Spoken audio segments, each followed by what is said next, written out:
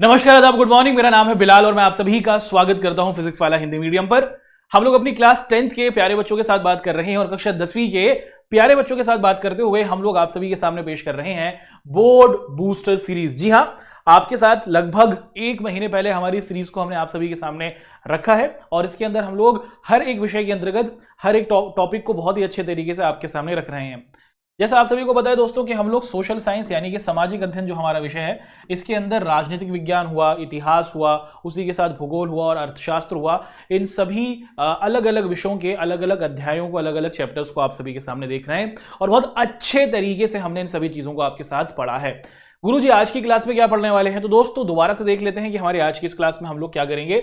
हमारी आज की इस क्लास में हम लोग इकोनॉमिक्स या फिर जैसे हम लोग क्या कहते हैं अर्थशास्त्र, इसका एक और महत्वपूर्ण अध्याय है जो आपके पेपर के संदर्भ में आता है और बहुत ही ज्यादा महत्वपूर्णता रखता है। भैया जी चैप्टर का नाम क्या है, जैसे आप देख पा रहे हैं चैप्टर का नाम है उपभोक्ता अधिकार। उपभोक्ता अधिकार ये जो चैप्टर है ये बहुत ही इंटरेस्टिंग है। ये कुछ ऐसी बातें आपको बताएगा जिसके जरिए आपको एक ग्राहक होने के नाते अपने अधिकारों के बारे में पता चलेगा। तो बहुत ही इंटरेस्टिंग हमारी ये क्लास होगी, बहुत ही ज्ञानवर्धक हमारी ये क्लास होगी और बहुत सारी नई नई बातें आपको जानने का मौका मिलेगा। तो आप सभी लोग अपनी कुर्सी की पेटी बांध लीजिए दोस्तों और बहुत एंटरटेनिंग तरीके से, बहुत ही रोचक तरीके से हम लोग अपनी आज की इस क्लास को शुरू करते हैं। सबसे पहले यही डिस्कस कर लेते हैं दोस्तों कि हमारी आज की इस क्लास में आप और मैं क्या पढ़ने वाले हैं। हम लोग आप सभी के साथ सबसे पहले बाजार से क्या तात्पर्य है इसको देखेंगे और उसके बाद उपभोक्ता क्या होता है। अगर हम लोग उपभोक्ता को सीधे सरल शब्दों में समझना चाहें, ग्राहक। सर जी हमें पता है ग्राहक क्या होता है, आप और मैं ग्राहक हैं। भैया जी हम कोई ना कोई सामान खरीदते हैं, तो जो भी व्यक्ति कोई भी सामान खरीदता है ना, उसको क्या कहा जाता है, उसको या तो उपभोक्ता कहा जाता है या फिर ग्राहक कहा जाता है, ये देखेंगे। अच्छा, हमारे देश के अंदर क्या रहा है दोस्तों, आप लोग देखते हैं कि जितने भी हमारे उपभोक्ता हैं या फिर ग्राहक है ना, इनका बहुत ज्यादा शोषण किया गया। शोषण का मतलब क्या होता है दोस्तों, शोषण का मतलब होता है कि भैया इनको लूटा गया, दुकानदारों ने लूटा, बड़ी बड़ी कंपनियों ने लूटा और इन्हीं वजह से आप देखते हैं कि जो हमारे ग्राहक थे, हमारे उपभोक्ता थे, वो आंदोलन करते हैं। तो भारत में उपभोक्ता आंदोलन कब हुआ, क्यों हुआ, इसकी कहानी को देखेंगे। और एक और चीज होती है, इसे क्या कहा जाता है, इसे कहा जाता है कंज्यूमर फोरम। इंग्लिश में हम लोग क्या कहते हैं दोस्तों, इंग्लिश में हम लोग ग्राहक को कंज्यूमर कहते हैं। क्या कहा जाता है इसे, इंग्लिश में हम लोग ग्राहक को या फिर उपभोक्ता को कंज्यूमर कहते हैं। अब मान लीजिए कि आपने कोई सामान खरीदा और ये जो सामान था ये सही नहीं है, तो भाई आप कहां जाएंगे, आप कौन सी अदालत में जाएंगे। जी हां, जब आप कोई खरीदारी करते हैं, कोई सामान खरीदते हैं, अगर उस सामान में कोई नुकसान हो जाता है, वो सामान आपकी इच्छा के अनुसार नहीं होता, उसके पैसे अगर आपसे ज्यादा ले लिए जाते हैं, तो आप जिस अदालत में जाते हैं उसको कंज्यूमर फोरम कहते हैं। इसके बारे में डिटेल से हम लोग अपनी आज की इस क्लास में आप सभी के साथ डिस्कशन करेंगे। दोस्तों आप सभी को बताएं कि अगर आप लोग हमारी इस क्लास को करते हैं तो आपके समक्ष इस चैप्टर से संबंधित कोई भी डाउट, कोई भी कंफ्यूजन नहीं रहने वाला। बहुत ही जबरदस्त तरीके से हम लोग अपनी इस क्लास को करेंगे। सर जी हमें क्या करना होगा, मेरे दोस्त, आपको हमारी इस क्लास को शुरू से लेकर आखिर तक करना होगा। हो सके तो भैया कॉपी पेन पेंसिल साथ लेके बैठिएगा, क्योंकि जो महत्वपूर्ण बातें आपको बताएं एक बार नोट डाउन भी तो कर लें आप लोग, ठीक है। तो हमारे पास समय बहुत कम है, पेपर एकदम आपके आ ही गए, तो इसी वजह से हम लोग इस पूरे के पूरे चैप्टर को आपकी आज की इस क्लास में समझ लेंगे और इसी के साथ साथ इस चैप्टर से संबंधित जितने भी महत्वपूर्ण प्रश्न हैं जो आपके पेपर में आने की संभावना रखते हैं, उनको एक एक कर आप सभी के समक्ष रखते चलेंगे। स्टार्ट कर दीजिए सर जी, हम सब तैयार हैं। चलिए दोस्तों स्टार्ट करते हैं। सबसे पहले यहां पर हम लोग समझने की कोशिश करते हैं कि ये जो हमारे ग्राहक भाई हैं, आप क्या देखते हैं कि जितने भी हमारे ग्राहक भाई हैं, है ना, उपभोक्ता है जो सामान को खरीदते हैं, ये हमें कहां दिखते हैं भैया जी, ये सब हमें बाजार में दिखते हैं, है ना। तो देखिए सबसे पहले हमें यही समझना होगा कि मुख्य तौर पर ग्राहक या फिर उपभोक्ता होता क्या है, इसकी परिभाषा क्या होती है, इसको हम लोग क्या करते हैं आप सभी के समक्ष रखते हैं। ठीक है दोस्तों, जल्दी से हम लोग आप सभी के साथ उपभोक्ता और उसी के साथ साथ जो आपका ग्राहक होता है इसकी डेफिनेशन को समझ लेते हैं। भैया जब कोई व्यक्ति किसी वस्तु को इस्तेमाल करने के लिए, प्रयोग करने के लिए खरीदता है, उसी को हम लोग क्या कहते हैं दोस्तों, उसी को हम लोग उपभोक्ता कहते हैं या फिर हम लोग उसको ग्राहक कहते हैं। अब मान लीजिए कि भैया मेरा दिल चाहा क्या करने का कि भैया मुझे ना फोन खरीदना है, फोन खरीद के मुझे क्या करना है, अपने दोस्तों से बात करनी है, वीडियोस देखनी है, तो मैंने फोन खरीद लिया। तो मैंने जरूरत के लिए, अपनी जरूरत को पूरा करने के लिए कोई सामान को खरीदा। तो जो भी व्यक्ति किसी भी सामान को खरीदता है उसको हम लोग उपभोक्ता और क्या कहते हैं दोस्तों, ग्राहक कहते हैं। और जब आप लोग क्या करते हैं, जब आप लोग किसी सामान को खरीदते हैं तो आप बाजार में भागीदार हो जाते हैं। बाजार का मतलब आप किसी आप बिजनेस में, आप व्यापार के अंदर शामिल होते हैं। अच्छा, उपभोक्ता के बगैर, उपभोक्ता का मतलब क्या है दोस्तों कि ग्राहकों के बगैर हम किसी कंपनी के अस्तित्व के बारे में नहीं सोच सकते। क्या कोई ऐसा कंपनी आप बता सकते हैं जो मौजूद हो लेकिन उसके सामान को कोई खरीदने वाला हो ही नहीं, ऐसा हो ही नहीं सकता। दुनिया में कोई भी कंपनी अगर मौजूद है तो वो अपना जो भी सामान बनाती है वो अपने ग्राहकों के लिए बनाती है, ताकि उसके जो ग्राहक हों वो उसके सामान को खरीदें, है ना। तो दुनिया के अंदर किसी भी कंपनी का अस्तित्व नहीं देखा जा सकता जो बिना ग्राहकों के हो सके। और इसीलिए हमें क्या है दोस्तों, क्योंकि आप सभी को पता है कि मुख्य तौर पर जो भी कंपनी है, चाहे साबुन बनाने वाली कंपनी हो, चाहे आप देखते हैं खिलौना बनाने वाली कंपनी हो, मोबाइल बनाने वाली कंपनी हो, गाड़ी बनाने वाली कंपनी हो, या फिर किसी भी प्रकार पंखे बनाने वाली कंपनी हो, कुर्सी बनाने वाली कंपनी हो, इन सभी कंपनियों का उद्देश्य होता है कि भैया अपने ग्राहकों को सामान पहुंचाना, अच्छा सामान पहुंचाना, सस्ता सामान पहुंचाना। और अगर ग्राहक को वो चीजें मिलें जिस चीज के लिए वो पैसे दे रहा है तो ग्राहक खुश होते हैं और फिर वो उस कंपनी से और सामान को खरीदते हैं, है ना। इसीलिए हम क्या देखते हैं दोस्तों कि कभी कभार ऐसा हो जाता है कि बहुत सी जो कंपनियां होती हैं वो चालाकी करती हैं, जितना पैसा लेना चाहिए उससे ज्यादा ले लेती हैं और ग्राहकों को धोखे में रख देती हैं। तो इसीलिए हम देखते हैं कि हमारे देश के अंदर और दुनिया के अलग अलग देशों के अंदर क्या किया गया है, ग्राहकों को कुछ अधिकार दिए गए हैं, उपभोक्ताओं को कुछ अधिकार दिए गए हैं, ठीक है। तो उपभोक्ता वो व्यक्ति है जो सामान को खरीदता है इस्तेमाल करने के लिए। दुनिया के अंदर किसी भी कंपनी की कल्पना नहीं की जा सकती जो ग्राहकों के बिना काम करे, और मुख्य तौर पर जो हमारे ग्राहक होते हैं वो बाजार के सीधे भागीदार होते हैं। अब अगर हम लोग यहां पर देखें दोस्तों, अगर आप लोग देखें कि आप लोग अक्सर अपने आसपास देखते होंगे, क्या देखते होंगे भैया कि बहुत से जो दुकानदार हैं जब वो सामान को तोलते हैं ना तो क्या करते हैं, चालाकी चलते हैं। अरे भैया तराजू है, तराजू के नीचे बाट लगा देते हैं या फिर चुंबक लगा देते हैं, जिससे वजन में वो क्या करते हैं, गड़बड़ी करते हैं। उसी के साथ साथ आप लोग देखते हैं कि बहुत से जो दुकानदार होते हैं जो सामान बेचते हैं खाने पीने का, उसके अंदर वो मिलावट कर देते हैं। आप क्या देखते हैं कि खाने पीने के सामान में मिलावट कर देते हैं कि अगर कोई सब्जी हरी नहीं है उसको क्या कर देते हैं, हरा पेंट कर मुख्य तौर पर क्या किया जाता है, फ्रेश बनाने की कोशिश की जाती है।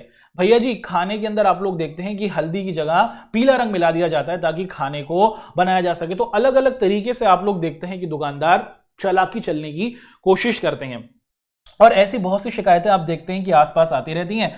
और जब कोई व्यक्ति इस प्रकार के पदार्थों को खाता है, अगर आप ऐसी सब्जी को खाएं जो रंग कर ताजी की गई है, आप किसी ऐसी सब्जी को खाएं जो केमिकल लगाकर क्या की गई है, फ्रेश बनाई गई है, आप किसी ऐसे खाने को खाते हैं जहां पर असली खाने के तत्व नहीं है, वहां पर केमिकल्स को डाला गया है, तो आपकी बॉडी पर नकारात्मक प्रभाव पड़ता है और आप बीमार होते हैं। तो हजारों प्रकार की शिकायतें आप देखते हैं कि आए दिन आती रहती है, और आप खबरों में देखें तो खबर आती रहती है कि भैया नकली मिठाई की दुकान को पकड़ा गया, नकली सामान बनाने वालों को पकड़ा गया। तो दुकानदार आप देखते हैं कि इस प्रकार की चीजें करते रहते हैं और इसके जरिए वो फायदा बनाने की कोशिश करते हैं।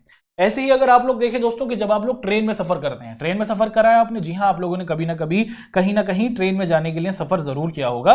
तो आप ये देखते हैं कि जब आप ट्रेन में सफर करते हैं भैया जी, आज के समय में अगर आप लोग देखें साल 2023 के अंदर भारतीय रेल पहले से बहुत बेहतर हुई है। लेकिन अगर आप आज के समय से लगभग 20 साल पीछे जाएं, 15 साल पीछे जाएं, जब आपकी किताबों को लिखा गया था, तो उस समय के अंदर आप लोग क्या देखते हैं कि जो भारतीय ट्रेन थी उनकी हालत इतनी अच्छी नहीं हुआ करती थी। भैया जी ट्रेन में जो दिया जाने वाला खाना होता था ना, वो बहुत ही ज्यादा घटिया हुआ करता था। अच्छा, ये जो ट्रेन के अंदर दिया जाने वाला घटिया खाना है, इसको एक मूवी से मैं आपको समझाना चाहूंगा। एक बहुत ही सुप्रसिद्ध मूवी है साउथ इंडिया की, दक्षिण भारत की, उसका नाम है अपरिचित। और उसके अंदर भैया जो हमारे अपरिचित भैया हैं, है ना, जिनका असली नाम आप देखते हैं कि विक्रम है, एक एक्टर है बहुत मशहूर, उन्होंने इस कैरेक्टर को अदा किया था अपरिचित। उसके बाल वाल खुल जाते हैं, वैसे तो वकील होता है लेकिन उसके अंदर 2 पर्सनैलिटी होती हैं, तो बाल वाल खुल जाते हैं और वो ट्रेन में सफर कर रहा होता है। तो वो देखते हैं कि जो खाना बनाया गया होता है वो बड़ा गंदा होता है, बड़े गंदे तरीके से वो लोग बनाते हैं। तो जिन लोगों ने देखा होगा वो इसको रिलेट कर पा रहे होंगे कि पहले समय के अंदर जो ट्रेन में बनाया जाने वाला खाना था वो बहुत ही अजीब हुआ करता था, और फिर अम्बी उनको सजा देता है बड़े खतरनाक तरीके से। ओहो, बड़ी खतरनाक मूवी थी। और उसी के साथ साथ आप लोग देखें कि ट्रेनों के अंदर जो खाना बनाया जाता है वो आधा कच्चा होता है, आधा पक्का होता है, साफ सफाई का ध्यान नहीं रखा जाता। खाना कैसा भी दिया जा रहा है, पेमेंट पूरी ली जा रही है। ऐसा नहीं कि अगर खाना खराब दे रहे हैं तो खाना सस्ता दे देंगे, नहीं, पैसा पूरा ले रहे हैं। खाने की क्वालिटी को बहुत बर्बाद करके रखा हुआ है और खाना बहुत बेकार दिया जाता है। और इसकी वजह से आप लोग क्या देखते हैं कि जो ग्राहक होते हैं वो असंतुष्ट होते हैं। असंतुष्ट का मतलब क्या है? असंतुष्ट का मतलब है कि भैया मुझसे 200 रुपए लिए हैं प्लेट के, लेकिन इस प्लेट के अंदर चावल पक्के नहीं है, पापड़ आप देखते हैं कि पका हुआ नहीं है, दाल में से बदबू आ रही है। तो अलग तरीके से आपको असंतुष्टि होती है और ग्राहकों के दिल में गुस्सा आता है कि भैया पैसा तो पूरा ले लिया और जितनी सामान देने की जरूरत थी उतना तो नहीं मिला। जैसे आपने देखा कि भारत के अंदर हमारे अलग अलग दुकानदार हुए, अलग अलग कंपनियां हुई, उसी के साथ साथ जो हमारे सरकारी तंत्र के अंदर अलग अलग मशीनरी हुई, हमारी रेलवे हुई या फिर अलग सरकारी बसेस हुई, वहां पर भी आप देखते हैं कि जो ग्राहक है, जो उपभोक्ता है, जो किसी सामान को प्रयोग में ला रहा है, वो खुश नहीं थे। और जब इतनी ज्यादा शिकायतें बढ़ती चली गई और सरकार की तरफ से ज्यादा ध्यान नहीं दिया गया, तो आप देखते हैं कि भारत के अंदर क्या शुरू होता है दोस्तों। आप तब देखते हैं कि भारत के अंदर उपभोक्ता आंदोलन की शुरुआत होती है। उपभोक्ता आंदोलन का मतलब क्या है? आप देखते हैं कि मुख्य तौर पर उपभोक्ता आंदोलन का मतलब है कि यहां पर उपभोक्ताओं के अधिकार के लिए कुछ बातें करने की बात की जाती है। क्या होता है दोस्तों, अब हम लोग यहां पर इसी को डिस्कस कर लेते हैं, ठीक है।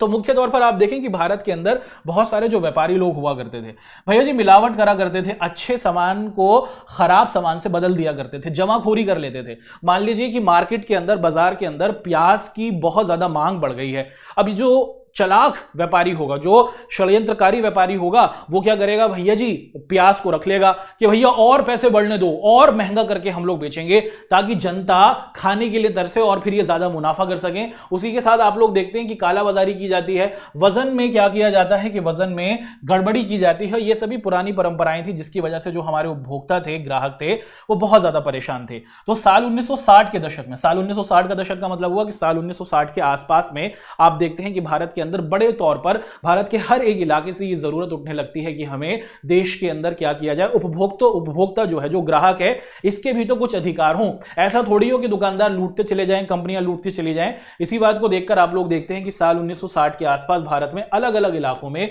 उपभोक्ताओं के अधिकार की मांग उठने लगती है। और फिर समय गुजरता है, आने वाले 10 सालों में, साल 1960 में आप देखते हैं कि लोगों को यह यकीन होता है कि हमें ग्राहकों के लिए, उपभोक्ताओं के लिए आंदोलन करने होंगे। साल 1970 के समय में आप लोग देखते हैं कि जो बीमारियां थी, जो परेशानियां थी, जिस तरीके से व्यापारी लूटते थे, कंपनियां लूटती थी, उसके बारे में अखबारों में आप देखते थे कि खबरें आने लगी, है ना। तो शुरुआत में 1960s में लोगों को एक तरीके से लोग इस पर बातचीत करने लगे कि भाई बहुत लूटा जाता है, बहुत नुकसान में रहते हैं।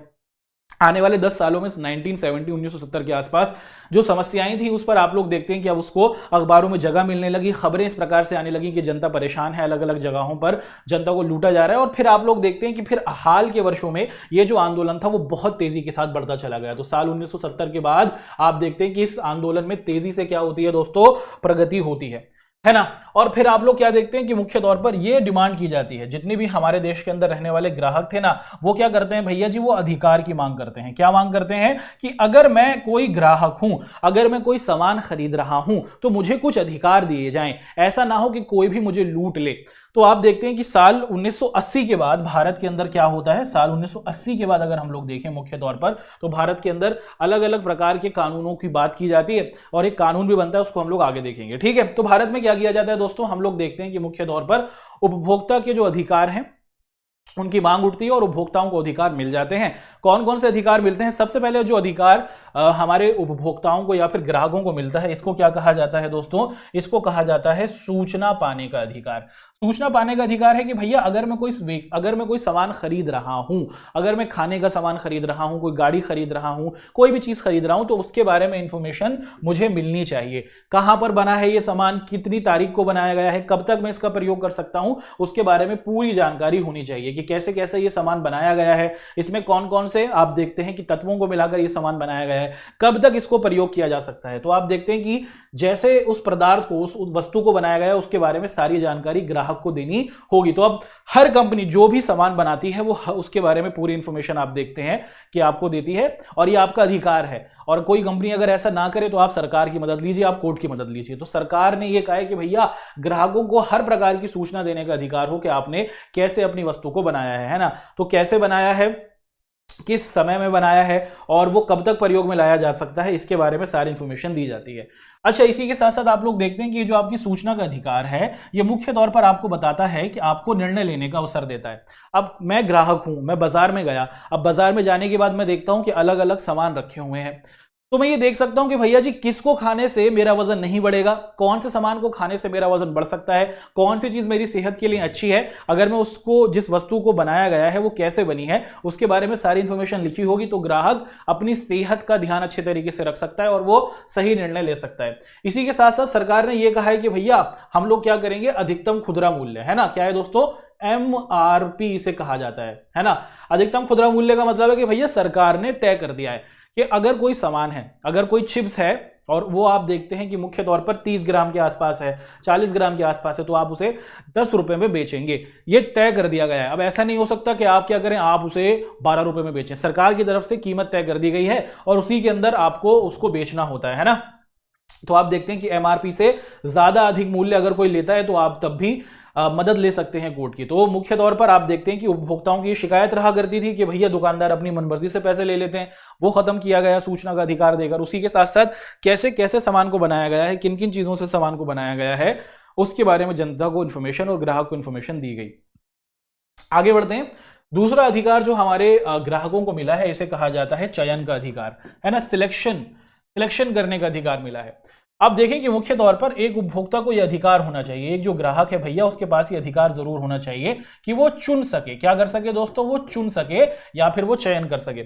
अब मान लीजिए कि भैया जी मुझे फोन खरीदना है ना, और मेरे को ना फोन खरीदना है और मैं फोन खरीदने के लिए क्या करता हूं, और जाता हूं शोरूम के अंदर। अब वहां पर मान लीजिए कि जो दुकानदार है मुझसे कहे कि भैया जी बस एक ही फोन है, एप्पल का ले लीजिए, यही सबसे अच्छा है, और कोई फोन नहीं है, सब फोन बेकार हैं, कोई और फोन मत लेना, एप्पल का ले लो, बहुत अच्छा है ना। ऐसा नहीं होना चाहिए दोस्तों। आप देखते हैं कि जो भी ग्राहक हो भैया जी उसको चुनने का मौका मिले। आप ग्राहक को अलग अलग प्रकार के फोन दिखाइए, अलग अलग कंपनीज के फोन दिखाइए। क्या पता मेरा जो बजट हो, मेरे पास इतने पैसे ना हो कि मैं एप्पल का फोन खरीद सकूं, तो भैया किसी भी सामान की ना मोनोपोली नहीं होनी चाहिए। मोनोपोली का मतलब क्या होता है दोस्तों, मोनोपोली का मतलब होता है एक अधिकार। ऐसा ना हो कि जो दुकानदार हो वो सिर्फ एक ही क्या हो दोस्तों, आप देखते हैं कि मुख्य तौर पर एक ही व्यक्ति के सामान को बेचें, है ना। आप क्या देखते हैं कि मुख्य तौर पर एक ही प्रकार से, है ना,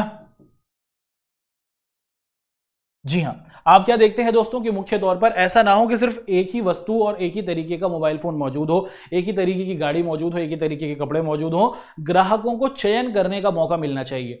अब जब अलग अलग चयन करने के मौके मिलेंगे, चुनने के मौके मिलेंगे, तो हर कंपनी अच्छे से अच्छे सामान को बनाएगी और सामान को सस्ता करने की कोशिश करेगी, है ना। तो मुख्य तौर पर चयन करने का अधिकार हर ग्राहक को मिलना चाहिए कि भैया जी जो मेरा बजट हो, अगर मैं 5,000 का फोन खरीदना चाहूं तो वो भी हो मार्केट में, मैं 50 लाख का खरीदना चाहूं, 1 लाख का खरीदना चाहूं तो वो भी मार्केट में हो। आपको चयन करने का अधिकार मिलना चाहिए और किसी भी एक कंपनी का मोनोपोली या फिर एक अधिकार नहीं होना चाहिए कि वो अपने हिसाब से चीजों को चलाए।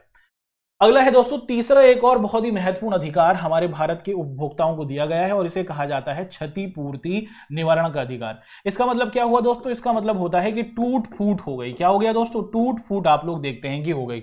मान लीजिए कि भैया मैंने एक टीवी लिया, मैं टीवी लेके घर गया, टीवी जैसे ही मैंने स्क्रीन पे डब्बे से निकाला, लगाया, अरे भैया जी इसकी तो स्क्रीन ही टूटी हुई है, अरे भैया जी रिमोट ही नहीं चल रहा है। मुझसे कहा गया था कि ये जो आपका टीवी होगा ये लगभग 2-3 साल तक अच्छे तरीके से चलेगा, लेकिन आप देखते हैं कि 1 साल के अंदर ही मुख्य तौर पर इसकी हालत खराब हो गई। जब कंपनी से कहा कि भैया इसको सही कर दो तो वो सही भी नहीं कर रहे। अब ऐसी स्थिति में क्या होगा, ऐसी स्थिति में आपको नुकसान होगा। तो ये बात की गई कि जब भी कोई कंपनी हो, जब भी वो किसी सामान को बनाए, तो वो मुख्य तौर पर क्या है, वो मुख्य तौर पर झूठे वादे ना करे, है ना, झूठे वादे ना किए जाएं।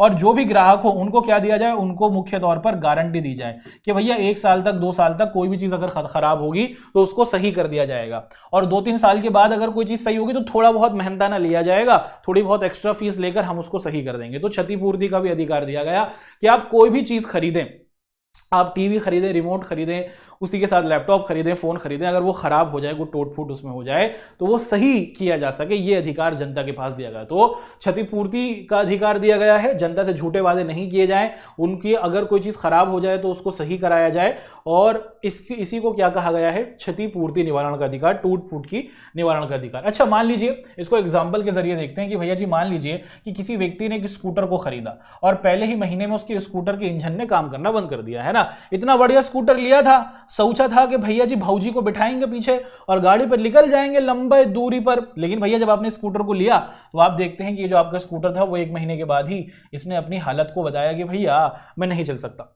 अब ऐसी स्थिति में क्या होगा भैया, आप कंपनी के पास संपर्क करेंगे और उनसे कहेंगे कि भैया या तो मैंने ये जो स्कूटर खरीदा है अभी 1 महीना पुराना है, या तो उसके पूरे इंजन को बदलो या फिर नया स्कूटर मुझको दो, है ना। तो ये अधिकार ग्राहक के पास होना चाहिए। आपको इतना पैसा लगाकर अगर कोई सामान खरीद रहा है तो आप एक कंपनी होने के नाते उसको इतना मौका दें कि अगर कोई सामान जो आपकी वस्तु है, उसका कोई प्रोडक्ट, उसका कोई पार्ट खराब हो जाता है तो उसको सही किया जाए, है ना। तो यही कहलाता है दोस्तों क्या, क्षतिपूर्ति निवारण का अधिकार। अब ये अधिकार आपको दे दिए गए हैं, कौन कौन से भैया, सूचना पाने का अधिकार, कैसे कोई सामान बना है, कितनी उसकी कीमत है, कितना उसका वजन है, उसके बारे में सारी इंफॉर्मेशन लिखी होती है। उसी के साथ आप देखते हैं कि मुख्य तौर पर चयन का अधिकार को आके आपको बाजार में हर एक कंपनी के अलग अलग सामान मिलेंगे, आपकी मर्जी है जो खरीदना चाहो वो खरीदो। और उसी के साथ साथ आप देखते हैं कि मुख्य तौर पर क्षतिपूर्ति की कोई टूट फूट हो जाए तो आप कंपनी से संपर्क करेंगे और कंपनी आपकी समस्या का निवारण करेगी, उसका हल करेगी।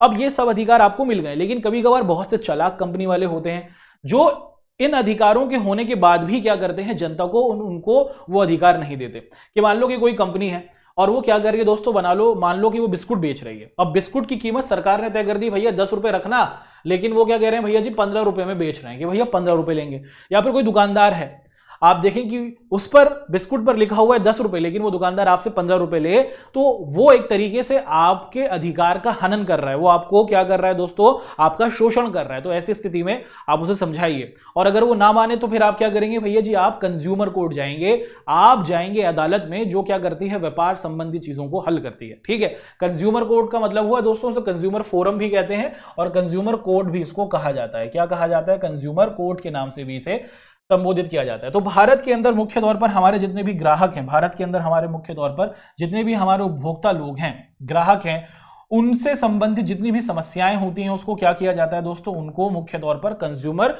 फोरम में या फिर कंज्यूमर कोर्ट में क्या किया जाता है, रखा जाता है। और अगर आपने कोई सामान खरीदा, उस सामान का आपको सही सामान वो नहीं मिला, जितना वजन मिलना चाहिए था उतना वजन नहीं मिला, जितनी कीमत होनी चाहिए थी उतनी कीमत नहीं मिली, आपका सामान टूट गया, उस सामान को कंपनी सही नहीं कर रही, तो भैया घबराओ नहीं, कंज्यूमर कोर्ट में जाओ और अपनी अर्जी डालो, अपनी समस्या को बताओ। और उसके बाद क्या होगा, उसके बाद जो कोर्ट होगा वो मुख्य तौर पर क्या करेगी, आपका मार्गदर्शन करेगी और आपको उचित मुआवजा दिलाएगी। जो आपका नुकसान हुआ है ना, उसकी पूरी भरपाई आपके कोर्ट के द्वारा की जाएगी, है ना। तो ये आप देखते हैं कि मुख्य तौर पर देश के अंदर ये ग्राहकों को एक अधिकार दिया गया है ना। और जब ये अधिकार मिल गए तो अब दुकानदारों के अंदर, कंपनियों के अंदर डर बना कि भैया पूरी इंफॉर्मेशन देनी पड़ेगी, लोगों को उनकी समस्या का निवारण करना होगा, वरना हम पर केस हो जाएगा और फिर हमें ज्यादा पैसा देना पड़ जाएगा। अब आप देखते हैं कि इसी के साथ साथ सरकार ने क्या किया है, मुख्य तौर पर कोर्ट को तो बना ही दिया है, जहां पर आप लोग क्या देखते हैं दोस्तों कि इस कोर्ट के अंदर मुख्य तौर पर क्या किया जाता है, जनता की समस्याओं का निवारण किया जाता है। कंज्यूमर फोरम में या फिर कंज्यूमर कोर्ट के अंदर जो हमारे कोर्ट होते हैं, यहां पर व्यापार संबंधी, कंपनियों संबंधी, ग्राहक संबंधी समस्याओं को सुलझाया जाता है। जो सामान्य कोर्ट होते हैं वहां पर तलाक, जमीन जायदाद, उन केसेस को देखा जाता है ना। अच्छा, यहां पर आप देखते हैं कि ये जो हमारी सरकार ने कोर्ट बना दिए कि भैया कोर्ट होगा और ये क्या करेगा, ये देखेगा कि ग्राहक सही है या फिर कंपनी, फिर फैसला दिया जाएगा और अगर ग्राहक के साथ कोई अन्याय हुआ है तो उसको न्याय दिलाया जाएगा। उसी के साथ साथ सरकार ना क्या करती है, उपभोक्ता जागरूकता के भी कदम उठाती है। आप देखते हैं कि हमारे ग्राहक जो है ना वो ज्यादा जानकार नहीं है। क्या आप में से कितने लोगों को यह मालूम था कि आपके पास ये अधिकार है? आज की क्लास से पहले आप में से कितने लोगों को मालूम था कि आपके पास एक ग्राहक होने के नाते सरकार ने ये अधिकार दिए हैं? सच सच बताइएगा, है ना। तो अधिकतर जो भारत के लोग हैं उनको एक ग्राहक होने के नाते सरकार के द्वारा दिए गए जो अधिकार हैं उनके बारे में पता ही नहीं है। और इसीलिए भारत की सरकार क्या करती है दोस्तों, मुख्य तौर पर रिहायशी इलाकों में जहां पर लोग रहते हैं वहां पर लोगों को जागरूक करती है। सरकार टेलीविजन पर एडवर्टीजमेंट दिखाती है जिसमें आप लोग देखते हैं कि जागो ग्राहक जागो इस तरीके से क्या किया जाता है, आप देखते हैं कि एक सिचुएशन दिखाई जाती है, लोगों को बताया जाता है कि आपको अधिकारों को पता रखना है। यानी ये आपको बताते हैं कि जब सामान खरीदो तो पक्का बिल लो, सामान का वजन चेक करो, सामान की कीमत को देखो, जितनी तय है उतनी ही दो, अगर सामान खराब हो जाए तो उसको सही कराओ, और उसी के साथ साथ आप एक ही सामान ना खरीदो, आपके पास चयन करने का मौका हो। तो ये सरकार क्या करती है, लोगों को जागरूक करती रहती है। और अगर तब भी आपकी समस्या का निवारण ना हो तो आप क्या कर सकते हैं, आप लोग उस कंपनी जो आपको लूट रही है या फिर वो दुकानदार जो आपको धोखा दे रहा है उसके खिलाफ आप क्या कर सकते हैं, केस कर सकते हैं। अब अगर आप लोग मुख्य तौर पर यहां पर देखते हैं तो क्या किया जाता है दोस्तों कि भारत के अंदर जितनी भी हमारी ये कंज्यूमर कोर्ट हैं, जहां पर ग्राहकों की समस्याओं को रखा जाता है, इनको क्या बांटा गया है, इनको 3 स्तर पर बांटा गया है।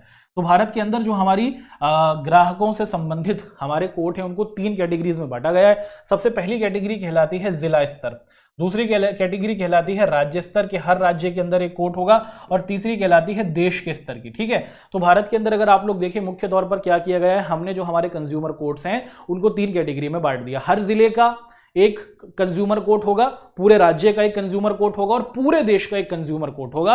अच्छा, इसके अंदर अगर आप लोग देखें कि अगर आपका जो सामान है उसकी कीमत 20 लाख रुपए तक है ना, अगर आपने कोई सामान खरीदा, कोई गाड़ी खरीदी, कोई भी आपने सामान खरीदा, कोई प्रॉपर्टी खरीदी, उसी के साथ आप देखते हैं कि आपने कहीं पर कोई किसी को पैसा उधार दिया और वो आपका पैसा नहीं दे रहा, तो अगर जो भी आपका उत्पाद है उसकी कीमत अगर आप लोग देखते हैं कि 20 लाख रुपए तक होती है, तो आप कहां जाएंगे अपने केस को लेकर? तो आप अपने इलाके के जिले में जाएंगे, है ना। तो जो जिला कोर्ट होता है वहां पर 20 लाख रुपए तक के जो आपके उत्पाद होते हैं, उनसे संबंधित जो विवाद होते हैं, उनको सुलझाया जाता है। अगर बात करें क्या दोस्तों कि मुख्य तौर पर 20 लाख रुपए से लेकर 1 करोड़ तक, अगर आपका कोई सामान है, कोई उत्पाद है, आपकी कोई कंपनी है, किसी एक कंपनी दूसरे कंपनी को भी धोखा दे देती है, ऐसी स्थिति में मान लीजिए कि आपका जो सामान है उसकी जो मूल्य है, जो कीमत है, वो 20 लाख से लेकर 1 करोड़ के बीच में है, और फिर आपका कोई वहां पर विवाद हुआ है, तो ऐसी स्थिति में आप अपने राज्य की क्या करेंगे? कंज्यूमर कोर्ट के अंदर जाएंगे। और भैया अगर आप देखें कि आपका जो उत्पाद है उसकी जो कीमत है वो 1 करोड़ से भी ज्यादा है, 1 करोड़ से भी ज्यादा की आपकी उत्पाद है, 1 करोड़ हुआ, 2 करोड़ हुआ, 10 करोड़ हुआ, 50 करोड़ हुआ, तो ऐसी स्थिति में आप देश का जो हमारा क्या होता है दोस्तों, सबसे बड़ा कंज्यूमर कोर्ट होता है, वहां पर सीधे जाएंगे, है ना। और इस तरीके से आप देखते हैं कि हमारे देश के अंदर ग्राहकों के अधिकारों को लेकर 3 तरीके के आप देख रहे हैं कि कंज्यूमर कोर्ट है। 20 लाख तक के जो आपके समस्याएं होंगी, जो क्लेम्स होंगे, उसको जिला स्तर पर सुलझाया जाता है। 20 लाख से 1 करोड़ तक हम लोग राज्य स्तर के जो हमारे कंज्यूमर कोर्ट होते हैं वहां पर सुलझाते हैं, और 1 करोड़ से अधिक वाले जो होते हैं वो हम अपने देश के कंज्यूमर कोर्ट में सुलझाते हैं। मान लीजिए कि यदि कोई केस जिला स्तर के कोर्ट द्वारा खारिज कर दिया जाता है, तो उपभोक्ता राज्य स्तर पर और उसके बाद राष्ट्रीय स्तर पर अपील करने का अधिकार रखता है। मान लीजिए कि भैया मेरा कोई सामान था, मैंने क्या करा दोस्तों, 20 लाख रुपए की गाड़ी खरीदी, है ना। अब 20 लाख रुपए तक है, तो सबसे पहले मुझे क्या करना होगा? मुझे जिला कोर्ट जाना होगा, जिला हमारा जो कंज्यूमर कोर्ट है। अब वहां पर जो फैसला आया वो मेरे हक में नहीं आया, कंपनी की तरफ क्या कर दिया गया? फैसला दे दिया गया। मैं सही था लेकिन मुझे न्याय नहीं मिला, तो ऐसी स्थिति में मैं क्या कर सकता हूं? मैं अपने राज्य के कंज्यूमर कोर्ट में जा सकता हूं। अब राज्य के कंज्यूमर कोर्ट में जब केस चला, तो वहां पर जब फैसला आया तब भी आप देखें कि कंपनी को न्याय मिला, कंपनी के हक में फैसला दिया गया, मुझे न्याय नहीं मिला। तो ऐसी स्थिति में मैं देश के क्या है दोस्तों, राष्ट्रीय स्तर, यानी कि जो देश की सबसे बड़ी हमारी न्यायालय है कंज्यूमर कोर्ट की, वहां जा सकता हूं। अब यहां पर जो हमारे देश का सबसे बड़ा आप देखते हैं कि कंज्यूमर कोर्ट है, राष्ट्रीय स्तर का जो हमारा कंज्यूमर कोर्ट है, जो फैसला इसने दे दिया वो फिर सभी को मानना होता है। आप ये नहीं कह सकते कि भैया जी अब ना बदल दीजिए, ऐसा नहीं हो सकता। जो फैसला हमारे राष्ट्रीय कोर्ट ने दे दिया फिर आप देखते हैं कि उसको माना जाता है, ठीक है। तो मुख्य तौर पर भारत के अंदर हमारे ग्राहकों के पास कितने प्रकार के आप देखते हैं कि अधिकार हैं, उनके बारे में देखा। उसी के साथ साथ अगर इन अधिकारों को आपको नहीं मिलता तो आप कहां पर कैसे न्याय ले सकते हैं वो देखा। उपभोक्ता क्या होते हैं उसको समझा। अब भारत के अंदर अगर आप लोग देखें दोस्तों कि मुख्य तौर पर क्या है कि राष्ट्रीय कंज्यूमर दिवस, जिसे हम लोग क्या कहते हैं, जिसको हम लोग राष्ट्रीय उपभोक्ता दिवस के नाम से भी पुकारते हैं। क्या कहा जाता है इसको राष्ट्रीय उपभोक्ता दिवस या फिर ग्राहकों का दिवस के तौर पर भी इसे मनाया जाता है। हर साल 24 दिसंबर को आप लोग देखते हैं कि हमारे पूरे देश के अंदर ग्राहकों का दिवस मनाया जाता है। और आप देखते हैं कि यही वो दिन था, आप क्या देखें कि 24 दिसंबर ही वो दिन था कि संसद ने क्या किया था दोस्तों, संसद ने कंज्यूमर प्रोटेक्शन एक्ट को लागू किया था कि देश के अंदर जो हमारे ग्राहक हैं इनके अधिकार इनको मिलें। जो 3 अधिकार मैंने आपको बताए ये 24 दिसंबर को ही बनाए गए थे, और इसीलिए आप लोग देखते हैं कि 24 दिसंबर को देश में राष्ट्रीय उपभोक्ता दिवस मनाया जाता है, ठीक है। तो भारत के अंदर आप लोग देखें कि मुख्य तौर पर ये जो हमारा उपभोक्ता दिवस है हर साल 24 दिसंबर को मिलता है, और इसके अंतर्गत क्या किया जाता है, उपभोक्ताओं को जागरूक किया जाता है, उनके अधिकारों के बारे में पूरे तौर पर आप लोग देखते हैं कि बातें उनसे की जाती हैं, ठीक। अब यहां पर अगर आप लोग के सामने कुछ आंकड़े हम लोग प्रस्तुत करने की कोशिश करेंगे कि अगर आप लोग ताजा आंकड़े देखें कि हाल के समय के जो हमारे आंकड़े हैं, भारत में 400 से भी ज्यादा हमारे कंज्यूमर ग्रुप आपको दिखते हैं। तो भारत के अंदर हमारी कोर्ट तो मौजूद है ना। आप देखें कि लोग सीधा कोर्ट में जा सकते हैं और अपनी समस्याओं को बता सकते हैं। लेकिन आप देखें कि लोगों ने क्या किया है, खुद ही समझदार हुए हैं। तो जो बहुत से ज्ञानी लोग हैं, समझदार लोग हैं, उन्होंने अपने ग्रुप्स बनाए कि अगर आप किसी आप पदार्थ को खरीदते हैं, किसी वस्तु को खरीदते हैं, वो खराब हो जाती है और आप कोर्ट जाने में घबरा रहे हैं, तो आप इन कंज्यूमर ग्रुप्स की, इन समूहों की मदद ले सकते हैं और ये समूह आपको न्याय दिलाने में पूरा योगदान देंगे। तो भारत में आज के समय में हम लोग देखें तो 700 से भी ज्यादा, 700 से भी ज्यादा आप लोग देखते हैं कि भारत के अंदर क्या है दोस्तों, कंज्यूमर ग्रुप्स मौजूद हैं। और इनमें से 20 से जो 25 हमारे कंज्यूमर ग्रुप हैं भैया जी, वो तो बड़े स्तर पर आप देखते हैं कि काम करते हैं और मुख्य तौर पर ये उपभोक्ताओं की सुनवाई कराते हैं। कि कोर्ट के अंदर आप देखते हैं कि ये उपभोक्ताओं की सुनवाई कराते हैं। बहुत सी बार ऐसा होता है कि कोई ग्राहक है, उसने कोई सामान खरीद लिया, अब सामान तो उसने खरीद लिया लेकिन उसके पास कोर्ट में जाने के पैसे नहीं है, वकील करने के पैसे नहीं है, तो उस स्थिति में आप देखते हैं कि ये जो हमारे कंज्यूमर ग्रुप है, उपभोक्ता समूह है, ये क्या करते हैं, मुख्य तौर पर वकीलों की जो ऊंची फीस होती है उसके अंदर क्या करते हैं दोस्तों, उनको वकील रखवाते हैं, अपनी तरफ से वकील रखवाते हैं और हर ग्राहक को न्याय मिले, इसके लिए आप देखते हैं कि भारत के ये कंज्यूमर ग्रुप्स क्या करते रहते हैं, मुख्य तौर पर अपने काम में लगे रहते हैं। ठीक है दोस्तों, तो यहां तक की बात को हमने आप सभी के सामने रखा। अब इस चैप्टर से संबंधित बहुत ही महत्वपूर्ण आपके प्रश्न होंगे, एक एक कर इन सवालों को हम लोग आपके सामने रखेंगे। ये जो क्वेश्चंस हैं ये आपके पेपर के अंदर पूछे गए हैं, तो बहुत अच्छे तरीके से हम इसको समझेंगे। एमसीक्यू के हमारे सवाल हैं, उसी के साथ शॉर्ट क्वेश्चंस हैं और लॉन्ग क्वेश्चंस हैं। सबसे पहला सवाल पूछा जा रहा है कि खुद को बचाने के लिए उपभोक्ताओं को क्या करना चाहिए, कि भैया आपको बेवकूफ ना बनाया जाए, आपको लूटा ना जाए, आपका शोषण ना किया जाए, इसके लिए आपको क्या करना चाहिए। इसके लिए सबसे पहले उपभोक्ता मंच हो, उपभोक्ता संरक्षण परिषद हो, उपभोक्ता आंदोलन हो या फिर उपभोक्ता जागरूकता हो। भैया उपभोक्ता जागरूकता होनी चाहिए। ये आपकी जिम्मेदारी है कि कोई आपको लूटे नहीं। यह आपकी जिम्मेदारी है कि जब आप कोई सामान खरीदें तो आप उस पर देखें कितनी कीमत है। यह आपकी जिम्मेदारी है कि जब आप कोई सामान खरीदें तो आप ये देख लें कि भैया उसका वजन कितना है, उसका पक्का बिल आप जरूर लें। अगर कोई सामान खराब हो जाए तो उसकी गारंटी आप जरूर लें, यह आपकी जिम्मेदारी है। तो उपभोक्ता जागरूकता के जरिए ही उपभोक्ताओं को क्या है, लूटने से बचाया जा सकता है। जैसे मैंने आपको बताया था कि दोस्तों भारत के अंदर हमारे जो ग्राहक थे ना वो बहुत ज्यादा परेशान थे और वो अलग अलग समय से क्या करते रहे थे, अपने लिए अधिकारों की मांग कर रहे थे कि भैया हमें अधिकार दो, कंपनियां लूट लेती हैं, दुकानदार लूट लेते हैं। और इसी संदर्भ में क्या किया गया था, भारत के अंदर उपभोक्ता संरक्षण अधिनियम, इसको एक और नाम से पुकारा जाता है। इसको क्या कहा जाता है दोस्तों, इसे कहा जाता है कोपरा, है ना। इसे इंग्लिश में कहते हैं कंज्यूमर प्रिवेंशन एक्ट, है ना, और 1986 हिंदी में इसे कोपरा भी कहा जाता है ना। तो इंग्लिश जो आप कंज्यूमर प्रोटेक्शन एक्ट है उसको कोपरा भी कहा जाता है दोस्तों, और इसको उपभोक्ता संरक्षण अधिनियम कहते हैं। अधिनियम का मतलब होता है कानून, के भैया साल 1986 में आप देखते हैं कि ये कानून बना दिया गया कि सूचना का अधिकार मिलेगा हर ग्राहक को, चयन का अधिकार मिलेगा और क्षतिपूर्ति का अधिकार मिलेगा। ये तीन बातें कर दी गई थी। तो कब बनाया दोस्तों, ये 1986 में कोपरा कानून बनाया गया, जिसके तहत हर ग्राहक को भारत के ये सभी अधिकार दिए गए हैं। अगला सवाल है कि मुख्य तौर पर उपभोक्ता सुरक्षा अधिनियम 1986 को बनाने की जरूरत क्यों थी। इसके पीछे वजह यह थी कि भैया दुकानदार लूट रहे थे, दुकानदार क्या कर रहे थे, शोषण कर रहे थे, कंपनियां शोषण कर रही थी, ग्राहक हमारे बहुत ज्यादा परेशान थे। और ग्राहकों को क्या हो दोस्तों, उनको सही चीज मिले, जितनी कीमत वो दें उतनी कीमत उनको मिले, उनके अधिकारों को सुरक्षित रखा जा सके। इसीलिए भारत के अंदर अलग अलग समय पर आंदोलन होते रहे और सरकार ने फिर आखिर में 1986 में जाकर भारत के हर एक अधिकारी, भारत के हर एक उपभोक्ता को क्या दिया, ये अधिकार दिए हैं, सूचना का अधिकार, उसी के साथ चयन का अधिकार और क्षतिपूर्ति का अधिकार दिया है, जो 1986 के तहत हमें मिला है, कोपरा कानून के तहत। ठीक है, आगे बढ़ते हैं दोस्तों। अगला सवाल आपके सामने यहां पर रखा जा रहा है कि मान लीजिए कि आप शहद की एक बोतल और बिस्किट का एक पैकेट खरीदते हैं, खरीदते समय आप कौन सा लोगो देखना चाहेंगे। अच्छा, क्या किया जाता है हमारे देश के अंदर, भारत की सरकार हर एक सामान की उसकी क्वालिटी कैसी है, वो खाने योग्य है, प्रयोग करने योग्य है या नहीं है, इसको लेकर अलग अलग चिन्ह बनाती है। अब अगर आप यहां पर देखें कि जो शहद और बिस्कुट है ये खाने वाला पदार्थ आपको दिखता है, तो जब भी आप कोई खाने वाला पदार्थ देखें तो उसके अंदर आप लोग एग मार्क, है ना, ये एग मार्क का चिन्ह होता है, इसको आपको जरूर देखना होगा। एग मार्क का मतलब क्या है कि भैया भारत सरकार ये गारंटी दे रही है कि आप इसको खा सकते हैं, इसमें कोई मिलावट नहीं है। तो जब भी आप कोई खाने वाला पदार्थ देखेंगे जिसको आप प्रयोग में ला रहे हैं तो उसके ऊपर आप लोग जरूर एग मार्क का निशान देखेंगे, और इस एग मार्क के निशान के जरिए ही आप लोग क्या कर सकते हैं दोस्तों, आप ये देख सकते हैं कि इसमें सुरक्षा का ध्यान रखा गया है, ये पूरे तौर पर स्वस्थ है और इसको खाने से आपको बीमारी नहीं होगी।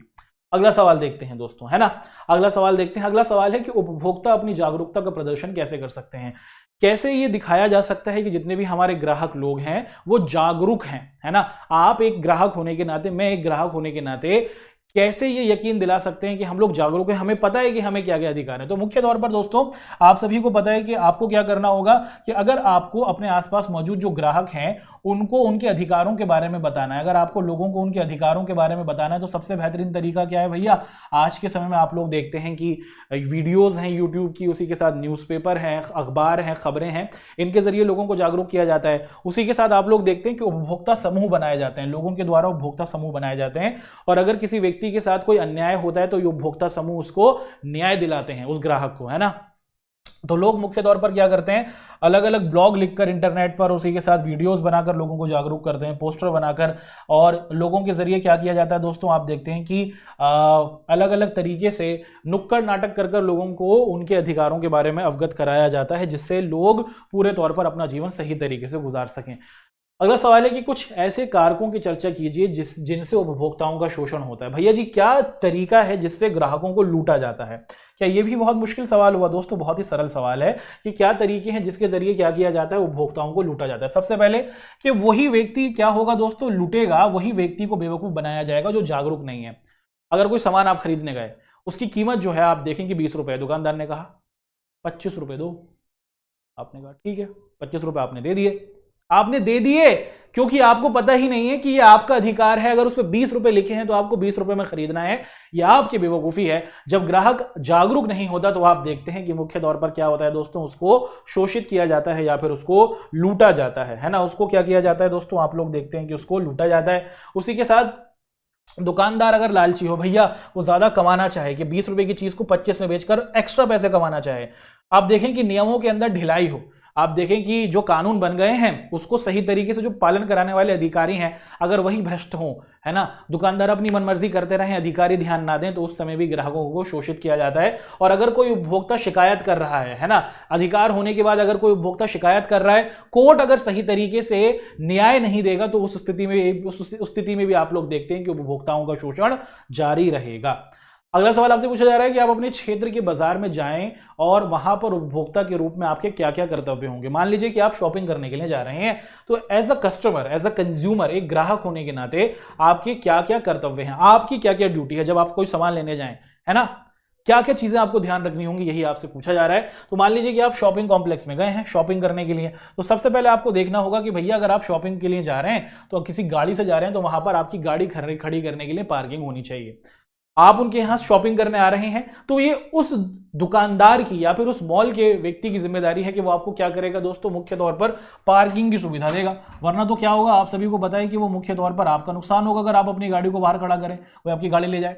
उसी के साथ मुख्य तौर पर जहां पर भी आप शॉपिंग के लिए जाएंगे तो उसके साथ साथ वहां पर आपको किस चीज की उपस्थिति मिलनी चाहिए दोस्तों, कि वहां पर अगर आग लगे या फिर किसी और प्रकार की आप देखें कोई दुर्घटना हो जाए तो उसको रोकने का इंतजाम पूरे तौर पर होना चाहिए, इसकी भी सुविधा होनी चाहिए।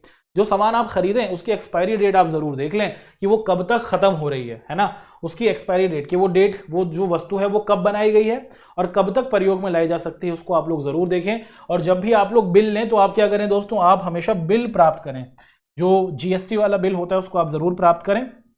और उसके जरिए आप लोग क्या कर सकते हैं, आप अपना शोषण होने से मुख्य तौर पर क्या कर सकते हैं, बचा सकते हैं। अगला सवाल आपके सामने रखा जा रहा है दोस्तों, पूछा जा रहा है कि भारत में ग्राहक होने के नाते, उपभोक्ता होने के नाते सरकार ने किन किन कानूनों को लागू किया है। आप सभी को पता है कि भारत में ना ग्राहकों को लूटा जा रहा था।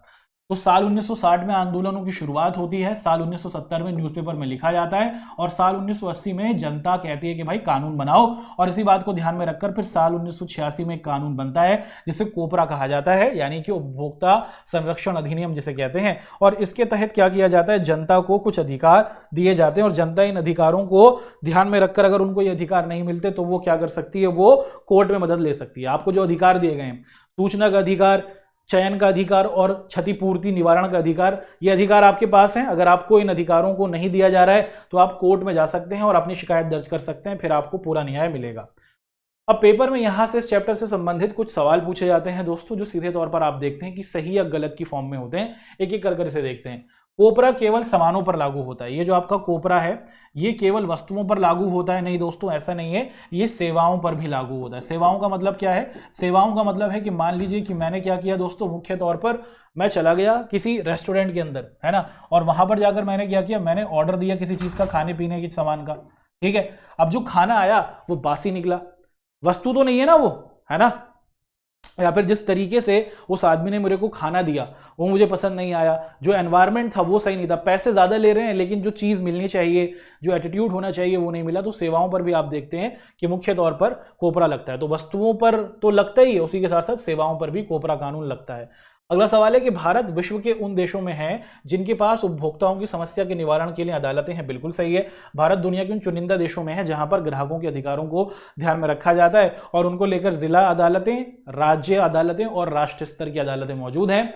अगला, जब हमारा जो ग्राहक होता है उसे ऐसा लगे कि उसका शोषण हो रहा है तो वो जिला अदालत जा सकता है और वहां पर अपना मुकदमा दायर कर सकता है। जी हाँ, बिल्कुल जाइए, बिना किसी डर के, बिल्कुल सही बात है। जब आपसे अधिक मूल्य का नुकसान हो तभी उपभोक्ता अदालत में जाना लाभप्रद होगा। ऐसा है कि भैया कि आपने कोई सामान खरीदा और उसके अंदर आप लोग देखते हैं कि जो मूल्य था वो आपसे ज्यादा ले लिया गया, सिर्फ उसी स्थिति में आप जाएंगे नहीं। आप तो मान लीजिए कि आपका कोई सामान था और आपने जब कोई सामान खरीदा वो टूट फूट गया, ऐसी स्थिति में भी आप लोग क्या कर सकते हैं, कोर्ट में जा सकते हैं। तो सिर्फ मूल्य ज्यादा लेने पर, जितनी कीमत है उससे ज्यादा पैसा लेने पर अदालत में जा सकते हैं। और इसके अलावा और सिचुएशंस में भी, अगर आपको जितना वजन है उतना वजन ना मिले, उसी के साथ आप देखते हैं कि कब ये चीज खराब हो जाएगी, उसकी एक्सपायरी डेट क्या है ये ना लिखी हो, उस सिचुएशन में भी आप कोर्ट जा सकते हैं। अगला सवाल है कि हॉलमार्क आभूषणों की गुणवत्ता को बताता है। जैसा मैंने आपको बताया था कि खाने पीने की जो हमारी पदार्थ होते हैं उनको, कि ये सुरक्षित हैं, इनमें कोई नुकसान नहीं है अगर आप इन वस्तुओं को प्राप्त करेंगे, उनके लिए एगमार्क होता है।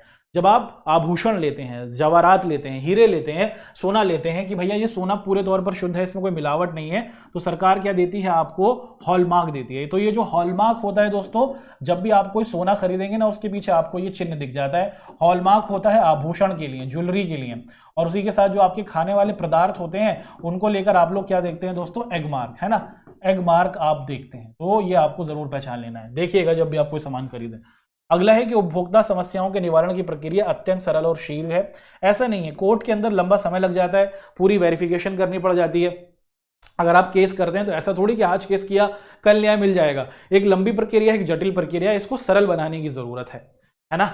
अगला सवाल है कि दोस्तों उपभोक्ताओं को मुआवजा पाने का अधिकार है और जो नुकसान हुआ है वो उसकी मात्रा पर निर्भर करता है। जी हाँ, जितना नुकसान हुआ है उतनी भरपाई आपको मिलेगी और ये आपका पूरे तौर पर अधिकार है ना, कि जितना नुकसान आपका हुआ है उसका मुआवजा आपको जरूर मिलना चाहिए, ये आपका पूरे तौर पर अधिकार है।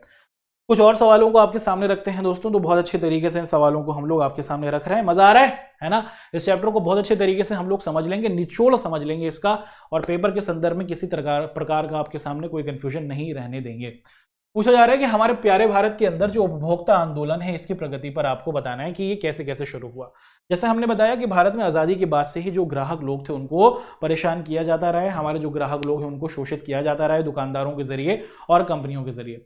और आप देखते हैं कि मुख्य तौर पर साल 1960 में ये जरूरत हुई कि कोई आंदोलन किए जाए, लोगों को इकट्ठा किया जाए, लेकिन कोई कानून था ही नहीं। और लोगों ने डिमांड करी कि भैया कोई कानून दो, कोई अधिकार दो कि हमें अगर कोई लूट रहा है दुकानदार और कंपनी तो हम उसके खिलाफ कोर्ट में जा सकें। धीरे धीरे लोगों ने आंदोलन करने शुरू किए और उसके बाद आप लोग देखते हैं कि मुख्य तौर पर साल 1986 में जाकर क्या किया जाता है, ये जो आंदोलन हो रहे होते हैं इसकी वजह से ही भारत के अंदर क्या होता है, कोपरा, आप क्या देखते हैं दोस्तों कि कंज्यूमर प्रिवेंशन एक्ट, उपभोक्ता संरक्षण अधिकार बनता है। और इसके तहत क्या दिया जाता है, आप लोग देखते हैं कि कोई भी कितनी भी बड़ी कंपनी हो, कोई भी कितना भी बड़ा दुकानदार हो, वो क्या करता है, इस सभी नियमों के अंदर आ जाता है। और फिर मुख्य तौर पर क्या किया जाता है, अब ग्राहकों को पूरे तौर पर न्याय मिलना शुरू हो जाता है।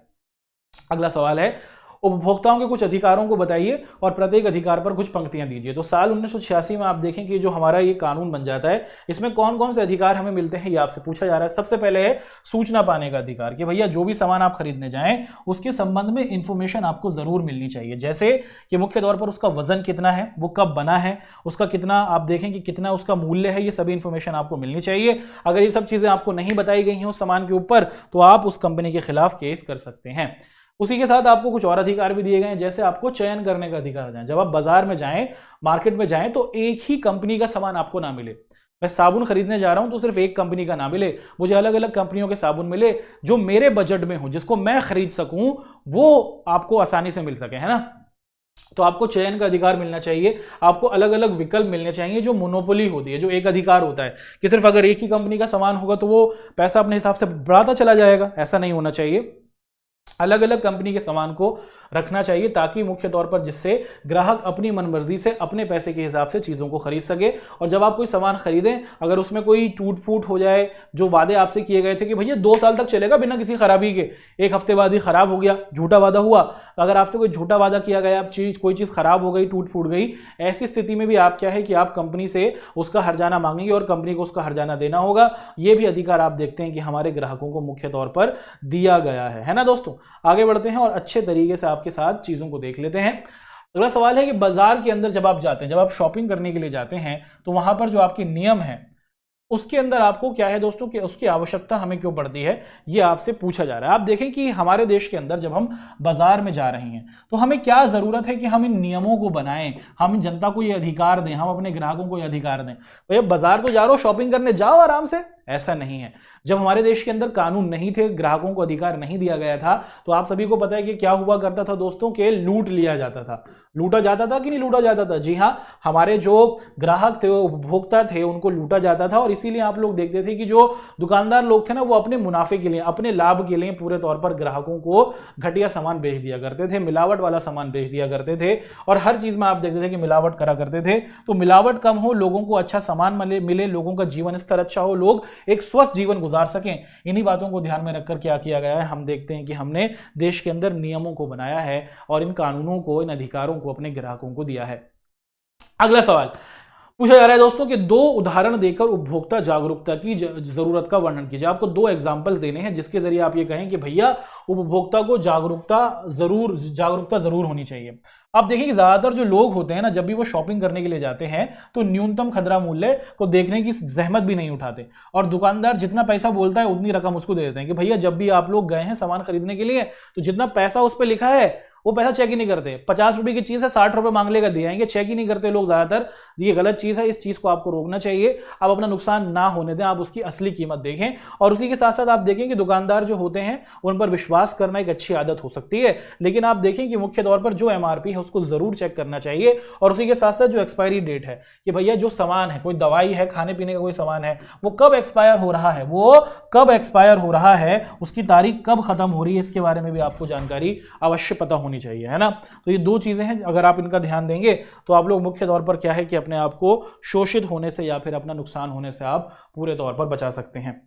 और दोस्तों यहां पर हमने बहुत अच्छे तरीके से उपभोक्ता अधिकार वाला ये जो हमारा चैप्टर है वो आपके सामने रखा। मजा आया? जी हाँ। अब आपको पता चला है कि ग्राहक होने के नाते आपकी क्या क्या जिम्मेदारियां हैं। जब कभी भी शॉपिंग करने जाओ ना तो इन चीजों का ध्यान रखना, डरना नहीं। जिला स्तर की अदालतें हैं, राज्य स्तर की अदालतें हैं और आपकी राष्ट्रीय स्तर की अदालतें हैं। अगर आपके पास पक्के बिल मौजूद हैं, अगर आप सही हैं तो डरने की जरूरत नहीं है। आपको पूरा अधिकार दिया गया देश के कानून ने कि आप जाएं, मदद लें और आपको पूरा न्याय मिलेगा। आप अपना नुकसान क्यों होने दें, ठीक है।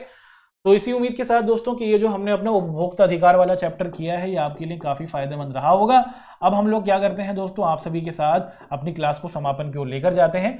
अधिकतर बच्चों से हमने बात की थी तो वो कह रहे हैं कि सर इतिहास वाला जो हमारा चैप्टर है वो कराइए, कुछ चैप्टर्स बचे हैं। उसी के साथ हमारा जो राजनीतिक विज्ञान वाला चैप्टर है कुछ वो बचे हैं, उनको करा दीजिए, है ना। तो अब आप लोगों को सजेस्ट करना है दोस्तों कि आप किस चैप्टर को कराना चाहते हैं। जिस चैप्टर की सबसे ज़्यादा होगी डिमांड और जो आपके एग्जाम के संबंध में बहुत ज़्यादा महत्वपूर्णता रखता होगा तो वो आपके समक्ष हम लोग अपनी नेक्स्ट क्लास के अंदर रखेंगे। आशा है कि आप सभी बच्चों को हमारी आज की ये क्लास पसंद आई होगी। आप लोगों से मुलाकात करेंगे अपनी नेक्स्ट क्लास में और उसके अंदर दोस्तों आपके द्वारा सजेस्ट किए गए टॉपिक को हम लोग बहुत अच्छे तरीके से समझेंगे, टॉपिक्स को समझेंगे पूरे और उसके मोस्ट इंपॉर्टेंट क्वेश्चंस को आपके सामने रखेंगे। आप सभी का हमारे साथ जुड़ने के लिए बहुत बहुत धन्यवाद।